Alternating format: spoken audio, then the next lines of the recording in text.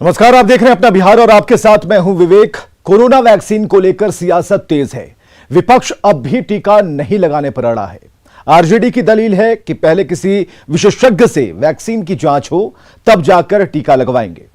सरकार के मंत्री का कहना है कि विपक्ष बेवजह की राजनीति कर रहा है। अब सीएम पीएम कल आते तो हम लोग भी सीएम पीएम हैं कि कल आए आ भी रही है, लेकिन विपक्ष को क्या दिक्कत है, डर क्यों लग रहा है? सबसे बड़ी बात है कि शुरुआत हो चुकी है। सीएम तो ले लिए। अब सीएम पीएम कल आते तो हम लोग भी सीएम पीएम हैं कि कल आए आ भी रही है, लेकिन विपक्ष को क्या दिक्कत है, डर क्यों लग रहा है? सबसे बड़ी बात है कि शुरुआत हो चुकी है। सीएम तो ले लिए। अब सीएम पीएम कल आते तो हम लोग भी सीएम पीएम हैं कि कल आए आ भी रही है, लेकिन विपक्ष को क्या दिक्कत है, डर क्यों लग रहा है? सबसे बड़ी बात है कि शुरुआत हो चुकी है। तो अलग अलग दलीलें आपने सुनी और सीएम पीएम तक बात पहुंच गई, लेकिन आप क्यों नहीं लगवाएंगे इसका कोई एक सटीक कारण नहीं बता पा रहे। इधर मंगल पांडे ने कोरोना वैक्सीन पर सवाल उठाने वाले विपक्षी नेताओं को लेकर कहा कि वो सिर्फ राजनीति कर रहे हैं, कुछ नहीं, क्योंकि भारत की वैक्सीन को दुनिया मान रही है और विपक्ष मानने को तैयार नहीं है। विशेषज्ञ ही नहीं, विशेषज्ञों के विशेषज्ञ होते हैं जो वैज्ञानिक होते हैं, और उन वैज्ञानिकों ने उस कोरोना वैक्सीन का निर्माण किया है। और देश ही नहीं, दुनिया के कई देश भारत के इस कोवैक्सीन और कोविशील्ड की मांग कर रहे हैं अपने देश में टीकाकरण के लिए। तो दुनिया को विश्वास है भारत के वैक्सीन पे। अब हमारे विपक्ष के साथियों को नहीं है, तो आप समझ सकते हैं कि ये उनके राजनीति के सिवा और कुछ नहीं। चलिए, स्वास्थ्य मंत्री मंगल पांडे को आप सुन पा रहे थे। और इधर कोरोना वैक्सीन पर आरजेडी के रवैये को लेकर जेडीयू ने सवाल खड़े किए हैं। पार्टी के प्रधान महासचिव केसी त्यागी ने कहा कि विपक्ष के कई नेताओं की बुद्धि पर उन्हें तरस आता है। विपक्ष के कई नेताओं की बुद्धि पर तरस भी आता है जब वो वैज्ञानिकों के द्वारा किए गए प्रयासों को भी निरुत्साहित करते हैं और जो अन्वेषण है, जो खोज है, उस पर भी सवाल उठाते हैं। और इधर कोरोना वैक्सीन को लेकर जारी सियासत के बीच कांग्रेस के राष्ट्रीय महासचिव तारिक अनवर ने कांग्रेस के नेताओं के साथ तमाम लोगों को सलाह दी है कि वैक्सीन के विवाद में ना पड़े। तारिक अनवर ने कहा कि हमें अपने वैज्ञानिकों पर भरोसा करना चाहिए। पार्टी नेताओं को आप ये सलाह देंगे कि वो लोग भी टीका लगाएं? हम तो पूरे देश को सलाह देंगे भाई कि टीका लगाने में कोई ऐसी बात नहीं, सब लोग लगा रहे हैं। और वही हमने कहा ना कि पहले हम सब लोगों को अपने वैज्ञानिकों पर विश्वास करना चाहिए, जिन्होंने मेहनत करके इसको ईजाद किया है। अगर उसमें कोई त्रुटि है, कमी है, तो आगे चल के उसको ठीक किया जाएगा। आप कब लगवाएंगे टीका? हम तो बाद ही डालने की सोच रहे हैं। तो चलिए, महागठबंधन दलों के भीतर ही आपसी मतभेद है इस टीकाकरण को लेकर। कांग्रेस एमएलसी हैं प्रेमचंद्र मिश्रा। उन्होंने वैक्सीन को बेहद जरूरी बताते हुए कहा कि हमें वैज्ञानिकों के इस प्रयोग का सम्मान करना चाहिए। एक स्थापित मापदंड था कि उसका तीसरा ट्रायल भी होना था। सरकार ने बिना तीसरे ट्रायल को वैक्सीन को लॉन्च कर दिया। उस पर संदेह हमारा था। हम चाहते हैं कि कोरोना वैक्सीन जिसको भी लगे उससे उसको लाभ मिले। कई खबरें आई हैं अभी भी, इवन IGIMS के डॉक्टर ने कोरोना वैक्सीन लिया और फिर उसके बाद वो पॉजिटिव पाए गए। तो कई सवाल होते हैं, लेकिन इसका ये मतलब नहीं कि वैक्सीन गलत है, नहीं लगाना चाहिए। हर व्यक्ति को वैक्सीन लेना चाहिए और यह एक अच्छा कारगर उपाय है कोरोना से अपने आप को बचाने के लिए। तो वैक्सीनेशन को लेकर विपक्ष का अजीबोगरीब तर्क है और विपक्ष के इस कुतर्क पर लोग क्या सोचते हैं, ये भी हम आपको दिखा रहे हैं और सुना रहे हैं।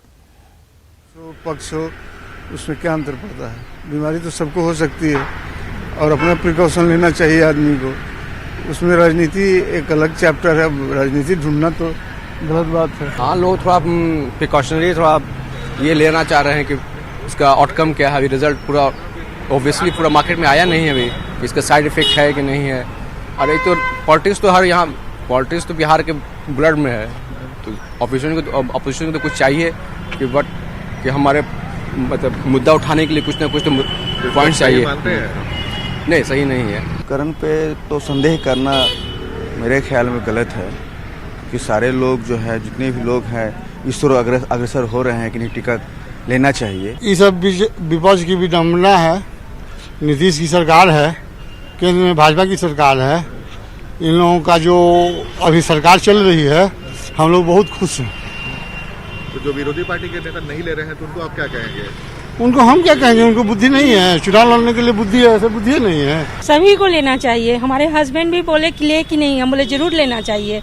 इसमें हम लोग मतलब जब सरकार इतना कोशिश करने के बाद इसको की है तो इसमें सबको सहयोग करना चाहिए। इन सब चीज़ों से कोई पक्ष और विपक्ष नहीं होना चाहिए। मान लीजिए वैक्सीन अगर निकला है तो सबको लेना ही चाहिए ताकि वो फैला ना सके दूसरे को रोग। ये अपना अपना विचार है, इसमें जोर जबरदस्ती तो सरकार नहीं कर सकती है। जिनको लेना होगा लेंगे ही। अब उनकी सोच क्या है, सबका सोच तो एक हो नहीं सकता है। ये तो सर राजनीति नहीं करनी चाहिए, क्योंकि जन सेवा है, ये जन कल्याण का काम है और सबको मिल के साथ में एक जो है इस मुसीबत से लड़ना है।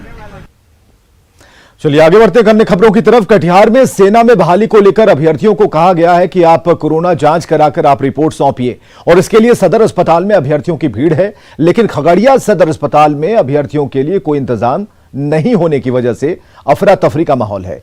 अभ्यर्थियों के साथ आम मरीज भी दिन भर दौड़ धूप करते देखे जा रहे हैं। ये तस्वीरें उन अभ्यर्थियों की है जिन्हें सर्टिफिकेट लेना है और पहुंचना है, लेकिन आप यहां देख सकते हैं भीड़ है, चेहरे पर मास्क नहीं है और सभी लोग हाथ हिला रहे हैं।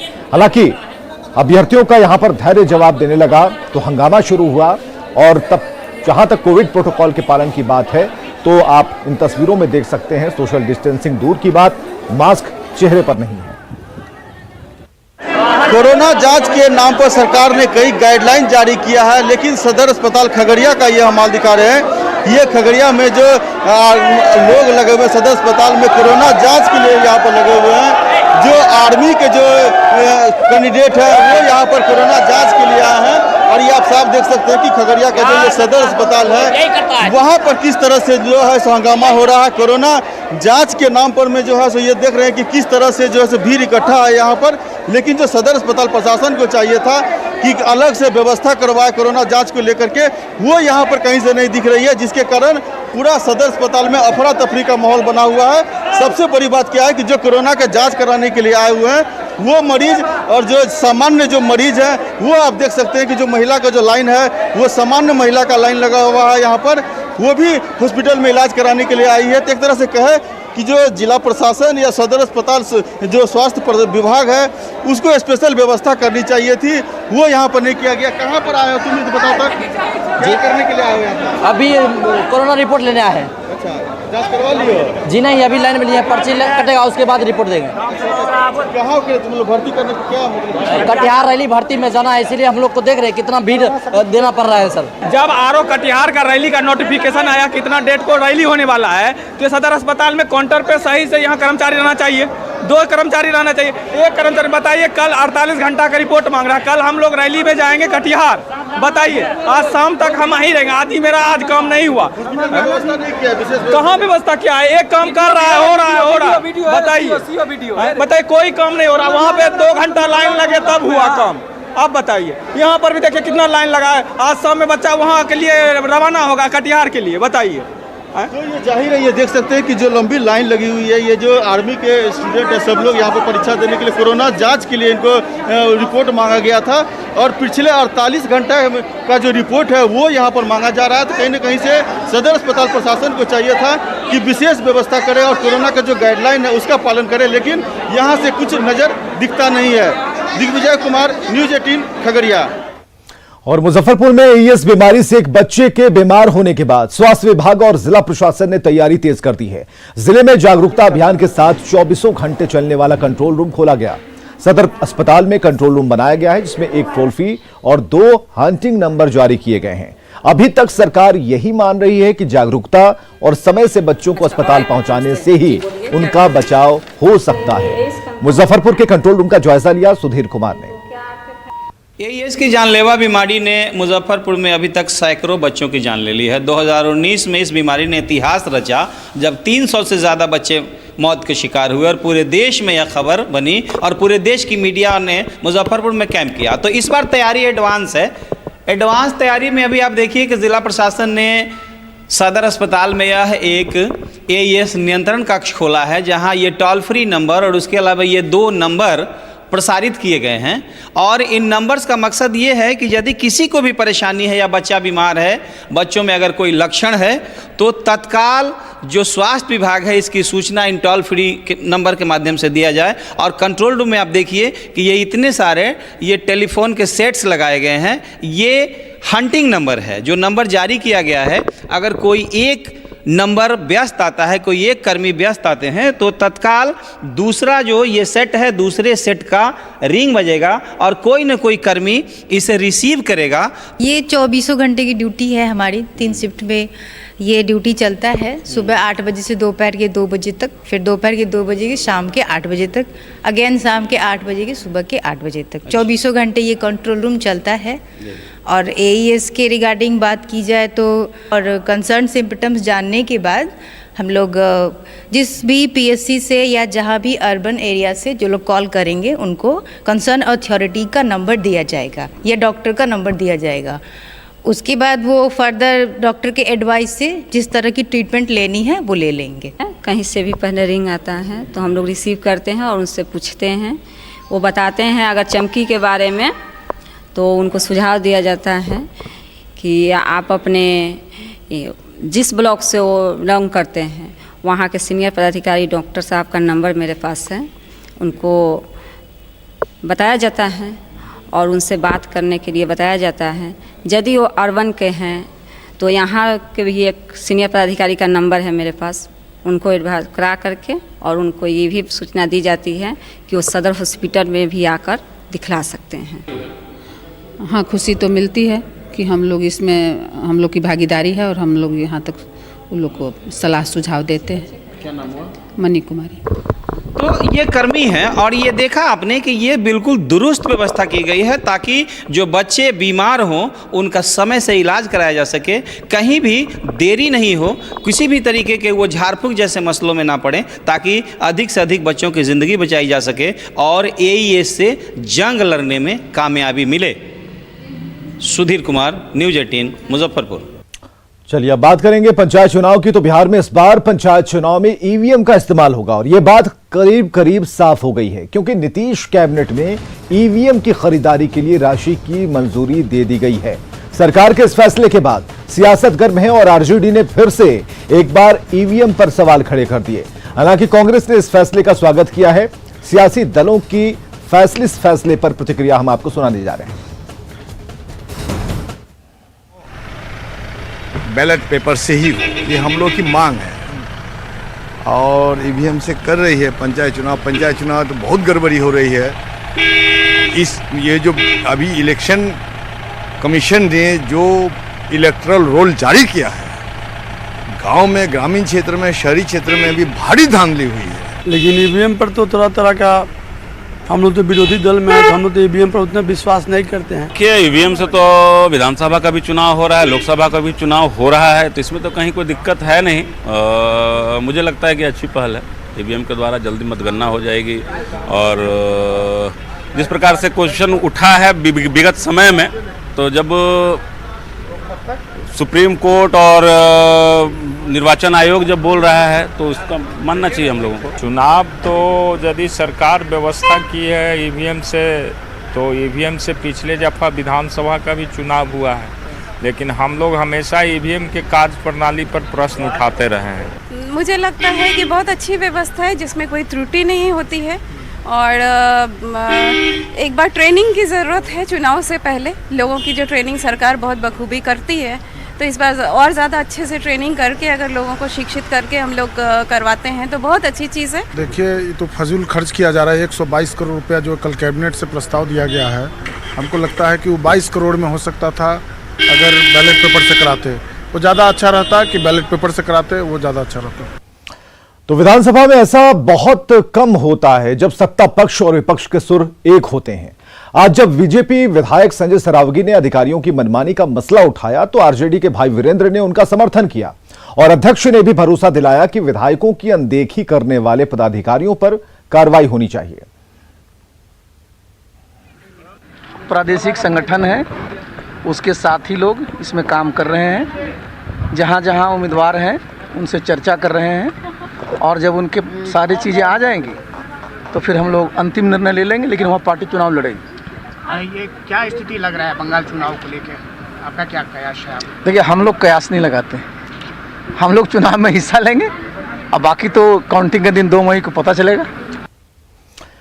चलिए, आरसीपी सिंह को आप सुन पा रहे थे। बंगाल इलेक्शन पर उन्होंने क्या कहा, लेकिन हम आपको दिखाने जा रहे हैं कि सत्ता पक्ष और विपक्ष के सुर्ख जब एक होते हैं तो क्या होता है।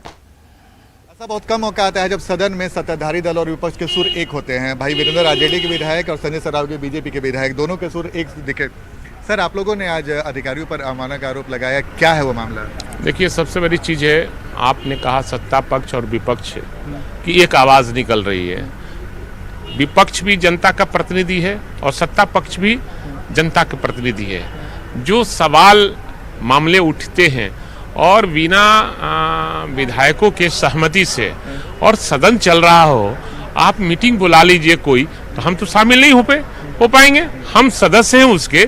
तो सरावगी जी जो सवाल उठाए हैं, उस सवाल का हम लोगों ने समर्थन किया है। सरकार का जो है निर्देश है कि चलते सदन में कोई भी जहां माननीय विधायक अपेक्षित हैं वहां कोई कार्यक्रम नहीं होगा, कोई बैठक नहीं होगी, कोई उद्घाटन शिलान्यास नहीं होगा।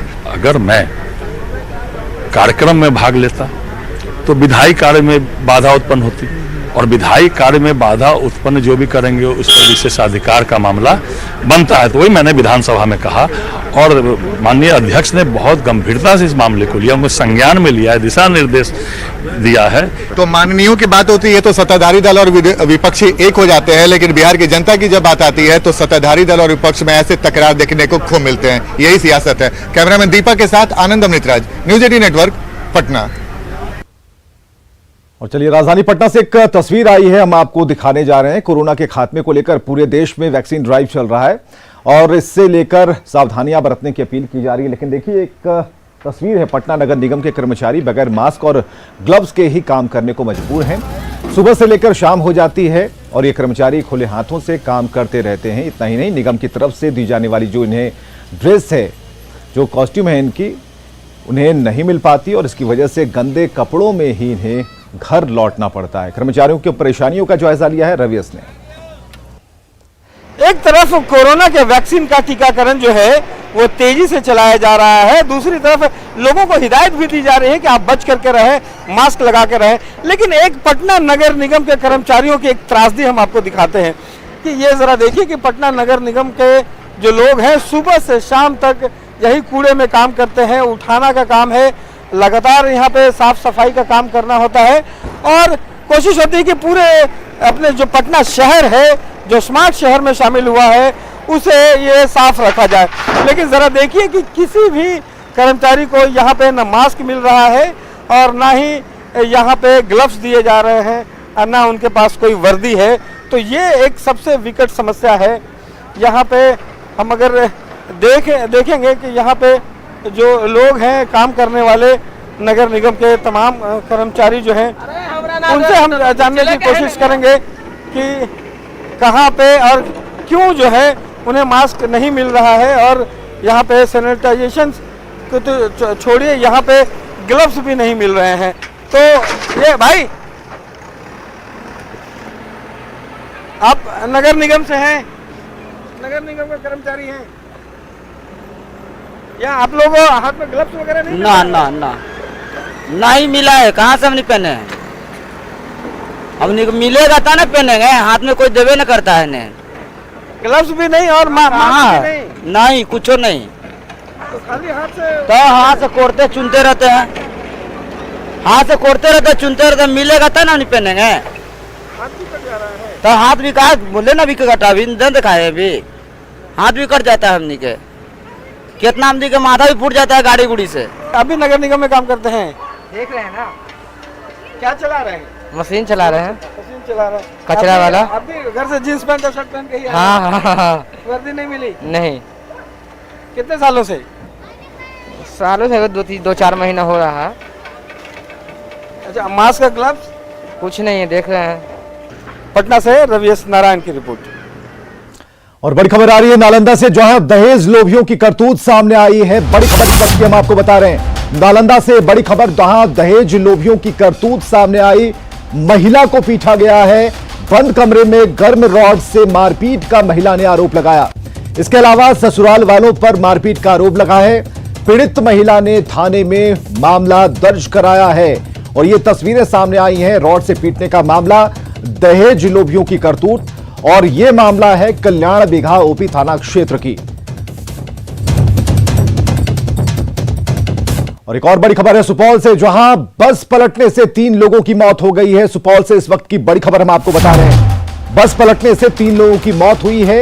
मरौना जा रही बस पलट गई और इस हादसे में 3 लोगों की मौत हुई है। भलुआही बांध से 20 फीट नीचे ये बस गिर गई, जिसमें गंभीर हादसे में 3 लोगों की मौके पर ही मौत हो गई। जो घायल हैं उनका इलाज कराया जा रहा है। भलुआही बांध से 20 फीट ये बस नीचे गिरी और इस दुर्घटना में 3 लोगों ने अपनी जान गंवा दी है। सुपौल से मरौना जा रही थी ये बस जो पलट गई और 3 लोगों की मौत हो गई।